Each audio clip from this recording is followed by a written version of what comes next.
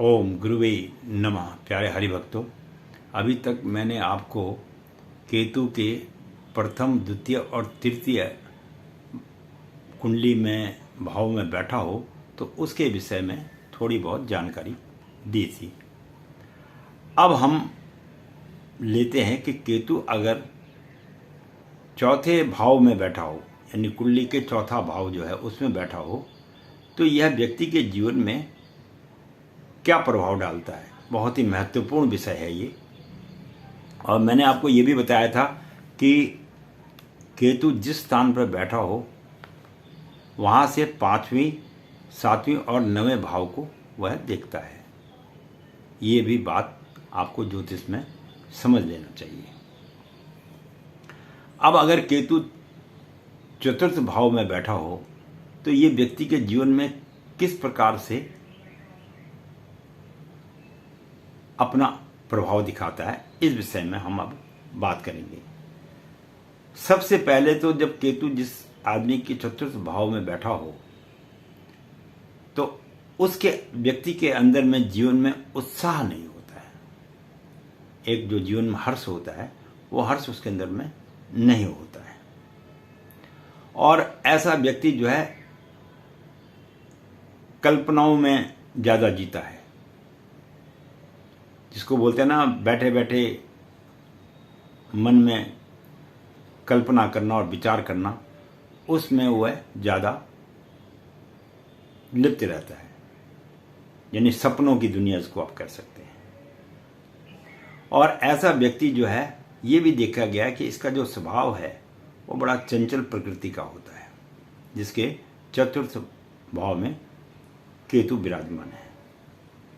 मैं फिर आपसे बार बार ये विनती कर रहा हूं कि आप इसके साथ दूसरा ग्रह ना बैठा हो तब यह नियम लागू होता है, अन्यथा दूसरे ग्रह के बैठने पर यह नियम लागू नहीं होता है। और ऐसा व्यक्ति जो है पैतृक संपत्ति भी समाप्त कर देता है। ऐसा भी योग चौथे भाव के केतु में देखा गया है।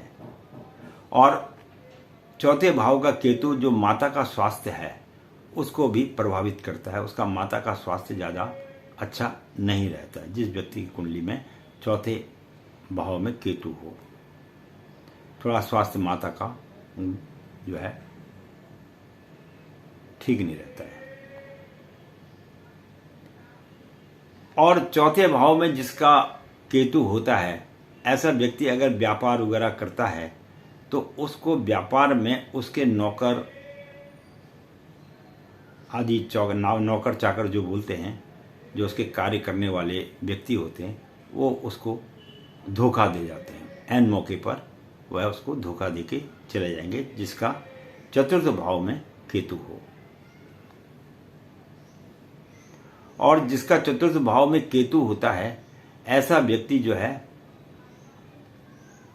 तंत्र मंत्र की विद्याओं में ज़्यादा विश्वास करता है। वो कहता है मैं ये मंत्र कर लूँ, ये तंत्र कर लूँ, तो इस प्रकार के उसके मन में ख्यालात आते हैं, जिसकी वजह से वो इन मंत्र तंत्रों के पीछे ज़्यादा दौड़ता है। और 7वीं दृष्टि जब उसके पिता के स्थान पर पड़ती है तो उसका पिता के साथ भी थोड़ा बहुत मतभेद हो जाता है। बाप और बेटे का यहाँ पर विचारों का जो परस्पर मेल है वह नहीं मिल पाता है। हमेशा पुत्र में और बेटे में इस बात की ठनी रहती है। और ऐसा व्यक्ति जो है ना स्वभाव से थोड़ा सा घमंडी टाइप का भी होता है। वो अपने आप को सर्वश्रेष्ठ मानता है। वो ये कहता है मैं ही हूँ जो कुछ हूँ, दूसरे पे ज़्यादा वो विश्वास नहीं करता है। और चौथे भाव में जिस व्यक्ति का केतु होगा, ऐसा व्यक्ति जो है जीवन में अगर खेल में जाए तो बॉक्सिंग वगैरह करने में ज़्यादा महत्वता देता है। तो अच्छा एक मुक्केबाज, बॉक्सर भी ऐसे व्यक्तियों को कहा जा सकता है। अपने क्षेत्र में वह निर्णय बिजनेस तो करता है, खूब मेहनत भी करता है, लेकिन वो विशेष निर्णय भी नहीं ले पाता है कि मुझे आगे क्या करना है, कैसे करना है, ऐसा नहीं करता है। और जो उसके 5वीं दृष्टि है वह 8वें घर पे पड़ती है, जिसके कारण जो है ससुराल पक्ष में भी उसका मतभेद हो जाता है, थोड़ा ससुराल वालों से कम बनती है ऐसे व्यक्ति की।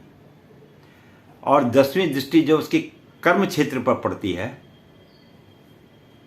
तो वह जीवन में सही का निर्णय लेने में असमर्थ रहता है, और जिससे उसके कार्य क्षेत्र में कभी कभी कमी आ जाती है। 9वीं दृष्टि पड़ने के कारण जो है व्यक्ति क्या है, पैतृक संपत्ति को बेच कर,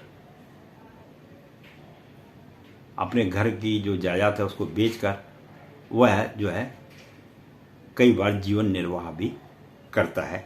ऐसा ज्योतिष में 4थे घर के केतु में गुण पाए गए हैं। पहले तो वह संपत्ति जोड़ता है, फिर ऋण लेके उस संपत्ति को बेचकर उस ऋण को चुका देता है। तो ऐसा भी 4th भाव के केतु का प्रभाव ज्योतिष में देखा गया है। अगर 4th भाव में केतु है तो ऐसे व्यक्ति को जीवन में लोन उधार नहीं लेना चाहिए, नहीं तो उसकी भरपाई के लिए उसे अपने खुद की संपत्ति को भी और पैतृक संपत्ति को भी बेचना पड़ सकता है। अब ऐसा व्यक्ति करे तो करे क्या? तो जिस व्यक्ति के 4th भाव में केतु बैठा हो, ऐसे व्यक्ति को अपने जीवन काल में अपने नाम पर संपत्ति आदि नहीं लेनी चाहिए, ये ज्योतिष कहता है। और साथ में यह भी देखा गया कि ऐसे व्यक्ति अपने जीवन में कुछ हद तक तो सफलता प्राप्त करते हैं, पर ज़्यादातर सफलता के और कम ही सफलता प्राप्त कर पाते हैं, क्योंकि उसका अपना स्वयं का निर्णय लेने का जो शक्ति है वो उसमें कम होती है। तो ऐसा ज्योतिष शास्त्र में 4th भाव के केतु का प्रभाव देखा गया है। तो मैं पंडित गिरीश तिवारी अपनी वाणी को यहीं पर विश्राम दूंगा, और फिर प्रभु की कृपा हुई तो अगले वीडियो में हम 5th भाव के केतु का मनुष्य के जीवन पे क्या प्रभाव पड़ता है उस विषय में चर्चा करेंगे। वीडियो देखने के लिए बहुत बहुत धन्यवाद। अपना प्रेम मेरे साथ बनाए रखिए और कुछ ज्ञान संबंधी जीवन के रहस्यमय ज्योतिष को भी समझिए। धन्यवाद।